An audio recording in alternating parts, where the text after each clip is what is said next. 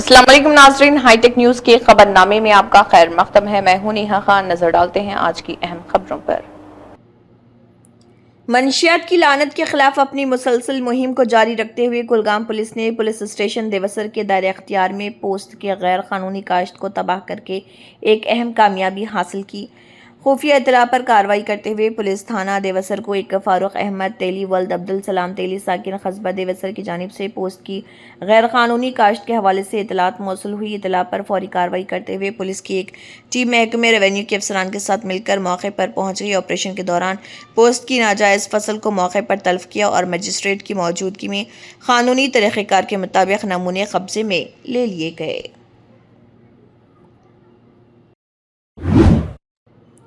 नशा मुक्त जम्मू कश्मीर अभियान के तहत जारी मुहिम के तसलसल में कुलगाम पुलिस ने रेवेन्यू हुकाम के साथ मिलकर पुलिस स्टेशन देवसर के दायरे अख्तियार में 5 कैनाल 12 अमरला रियासती अराजी को वापस हासिल किया। गांव मालवान में वाक़ई ये ज़मीन एक मंशियात फरोश शहजाद अहमद पदर वल्द गुल मोहम्मद पदर ओमालवान के गैर मजाज कब्जे में थी, जो FIR में मुलविस है। बाजियाफ्त शुदा ज़मीन बाखात की शक्ल में तकरीबन 1 करोड़ रुपए की मार्केट वैल्यू है। सुनील जिम्पल ने जम्मू कश्मीर रियासत की बहाली के लिए आर्टिकल 370-35A की वापसी के लिए लड़ाई जारी रखने का ऐलान किया। आर्टिकल 370 के लिए नया मुहाज तश्कील दिया जाएगा। जिम्पल ने कहा कि अलायंस हुकूमत में तमाम MLAs बरकरार हैं और हुकूमत अपनी 5 साला मुद्दत पूरी करेगी और फिलहाल उन्हें काबीना में तोसी की ज़रूरत नहीं। उन्होंने PMHM को चैलेंज किया और कहा कि BJP जम्मू कश्मीर रियासत की बहाली से खौफजदा है। देखिए, इस बात को लेकर तो मेरे को ये कहना है कि हमारी लड़ाई आर्टिकल 370 की वापसी को लेकर के और रियासत के दर्जे की वापसी को लेकर के हम और तेज करने जा रहे हैं। नंबर 1। नंबर 2, हम एक नया फ्रंट तैयार जम्मू कश्मीर में करने जा रहे हैं जो रियासत के दर्जे की जंग को तेजी के साथ लड़ेगा और आर्टिकल 370 की लड़ाई को और तेज करेगा। और यहाँ तक आप लोग पत्रकार मित्र ये जानना चाहते हैं कि डॉक्टर फारूक अब्दुल्ला कैबिनेट की एक्सटेंशन को लेकर के क्या बोलते हैं, तो मैं देखिए अलायंस सरकार का एक हिस्सा ज़रूर है मिशन स्टेटहुड, क्योंकि उस समय सरकार बनाने के लिए नेशनल कॉन्फ्रेंस और कांग्रेस को असेंबली के चुनावों में और पार्लियामेंट के चुनावों में पूरा ताउन और पूरा सहयोग दिया था। और इसलिए मैंने 2 बड़ी इंपॉर्टेंट बातें कह दी है कि हम आर्टिकल 370 की जंग, रियासत का दर्जे की वापसी, ये हमारे चुनावी मैनिफेस्टो में था। नंबर 2, हम ये चेतावनी यहाँ से नहीं, चुनौती दे रहे हैं भारतीय जनता पार्टी को और इसके साथ साथ प्राइम मिनिस्टर नरेंद्र मोदी साहब को भी और होम मिनिस्टर साहब को भी और भारतीय जनता पार्टी को भी कि आप रियासत का दर्जा वापस करने से जम्मू कश्मीर को डर रहे हैं।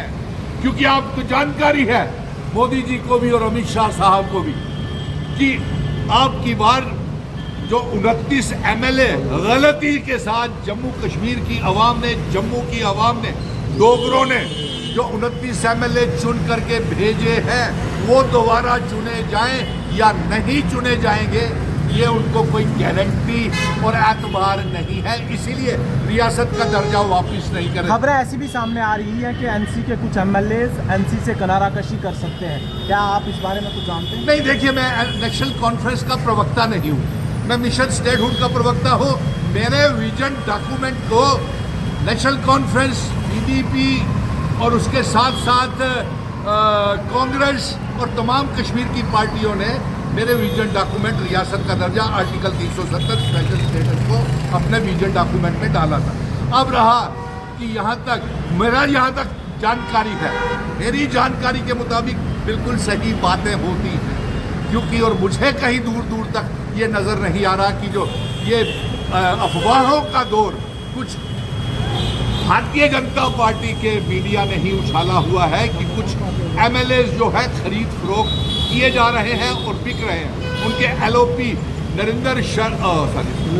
सुनील शर्मा और श्यामलाल शर्मा तो अलग जम्मू रियासत की मांग करते हैं, वो तो जम्मू को वो तो, और मुझे कहीं मेरा ये दावा है कि तमाम जितने भी MLAs अलायंस सरकार के हैं, नेशनल कॉन्फ्रेंस के साथ है, वो तमाम इंडिपेंडेंट, कांग्रेस और नेशनल कॉन्फ्रेंस के इंटैक्ट इकट्ठे हैं। पीडीपी एनसी पर यह भी इल्जाम आयद कर रही है कि एनसी ने खुद राज्यसभा इलेक्शंस में बीजेपी की मदद की और राज्यसभा का एक यहाँ से एमपी चुनकर भेजा। देखिए वो कौन बिका, कौन किसने खरीदा, कैसे खरीदा, लेकिन हमने तब भी कहा था कि 25-25 करोड़ रुपए में एमएलए बिके हैं।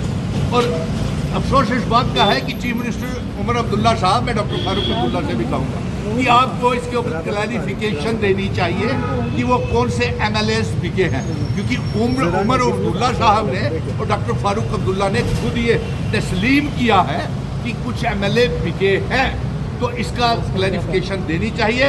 और ये सबसे बड़ी बात है कि हम आर्टिकल 370 की लड़ाई और रियासत के दर्जे की लड़ाई वापस तेज करने जा रहे हैं। एक नया फ्रंट, ब्रेकिंग न्यूज़ है ये, एक नया फ्रंट तमाम पॉलिटिकल पार्टीज के मैनिफेस्टो में आर्टिकल 370 था, लेकिन चुनाव होने के बाद सारे ठंडे बस्ते में सभी ने डाल दिया, किसी ने जोर नहीं लगाया। लेकिन हम इसको फिर से जिंदा करेंगे और बड़ी पैमाने के ऊपर जंग, लड़ाई तेज करेंगे।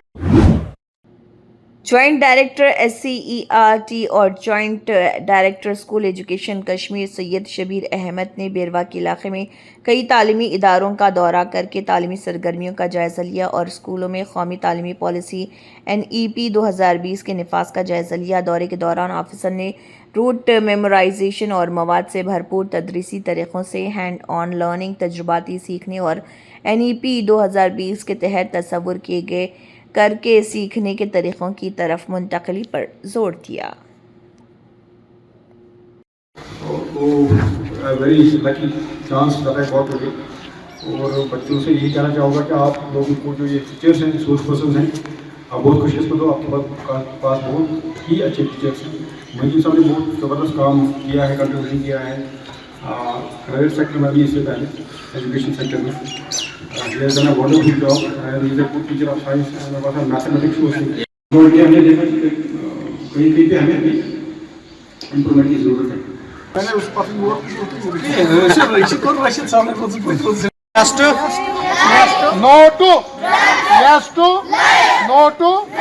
जगह भी जाना, हमारे 2-4 प्रोग्राम्स थे, लेकिन तो हम शबीर साहब से दावत देंगे। थोड़ा यहाँ पर मैं, अगर आप जहमत करते तो कोई इंजीनियर लाते तो इसको डिक्लेयर कर दे कि अनसेफ है, ताकि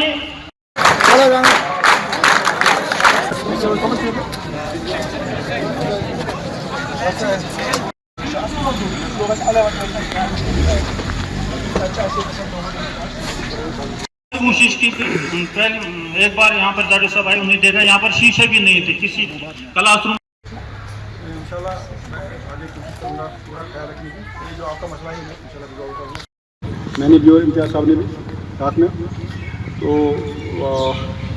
उन दिनों ये स्कूल हुआ करता था सुरपा के इंटीरियर्स में।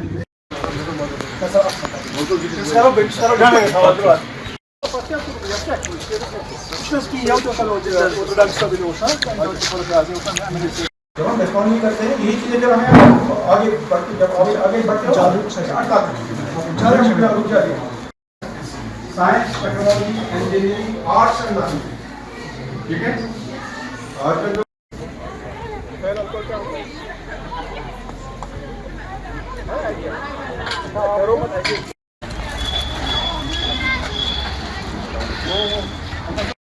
क्यों है ये नॉलेज? शाबाश शाबाश शाबाश।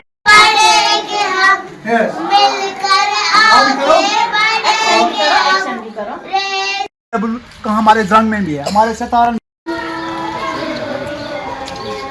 हाँ यस, नो फायदा इसमें थोड़ा। से यस हमारे लिए फख्र की बात है कि आज अचानक ही इनका दौरा ही ऐसा ही होता है कि सरप्राइज विजिट्स होते हैं। ये यहाँ आए, मैं डायरेक्टली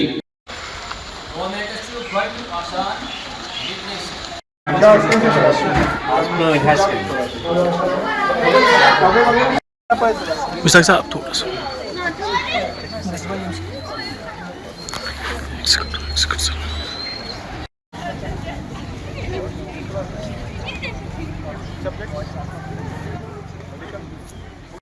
ठीक है, जैसे आपने देखा कि हमने बहुत सारे स्कूल विज़िट किए आज, हायर सेकेंडरीज भी विज़िट की, कुछ प्राइवेट स्कूल भी विज़िट किए। तो हम जानना चाहते हैं कि जो हमारे जो ट्रेनिंग प्रोग्राम चलते हैं SCRT की तरफ से और डैड्स की तरफ से, उनका इम्पैक्ट असेसमेंट इस वक्त चल रहा है और साथ साथ एकेडमिक इंटरवेंशन चल रहा है।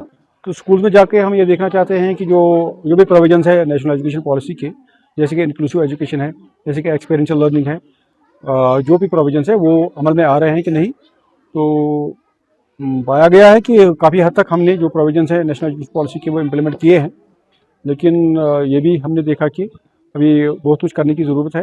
टीचर्स को भी और अवेयरनेस और ओरिएंटेशन की ज़रूरत है, और साथ साथ जो है SCRT टीम और डाइट टीम को भी ऑन द मूव होने की ज़रूरत है, ताकि जो हमने इंटरवेंशंस किए हैं उनका इम्पैक्ट असेसमेंट जो है वो भी हो जाए और उनका इम्पैक्ट जो है ग्राउंड लेवल पे इम्प्लीमेंट हो जाए। और साथ साथ जो हमारे नए प्रोग्राम्स हैं उनकी भी जानकारी टीचर्स तक पहुँचे, और टीचर जो है नए जो भी पेडागॉजीज हैं टीचिंग की, उनसे रोशनास हो जाए ताकि बच्चों को फ़ायदा हो।